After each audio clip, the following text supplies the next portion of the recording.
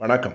நான் சுபவீர பாண்டியன். ஒவ்வொரு பொதுத் தேர்தல் வருகிற போதும் அதற்கு முன்பாக மாநில அளவில் ஒரு மிகப்பெரிய மாநாட்டினை நடத்துவது திமுக கழகத்தினுடைய வழக்கம். அப்படி முதலாக தேர்தலுக்காக நடத்தப்பட்ட சிறப்பு மாநாடு 1957 ஆண்டு பிப்ரவரி மாதம் 10ஆம் நாள் சென்னை SIAA திடலில் நடைபெற்றது. அந்த மாநாட்டில் நிறைவேற்றப்பட்ட 3 தீர்மானங்களை இன்றைக்கு எண்ணி பார்த்தாலும் வியப்பாக இருக்கிறது. திராவிட நாடு கோரிக்கையை கைவிடாத அந்த காலகட்டத்திலேயே மாநில சுயாட்சி தொடர்பான தீர்மானங்கள் மாநாட்டில் நிறைவேற்றப்பட்டிருக்கின்றன.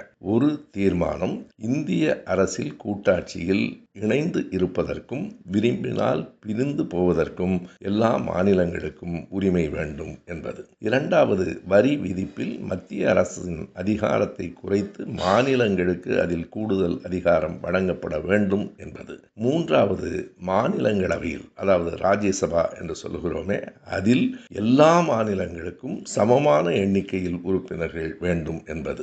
இதனை விட மிக தெளிவான மாநில சுயாட்சிக்கான சாரம் என்று வேறு எதனையும் கூறிவிட முடியாது.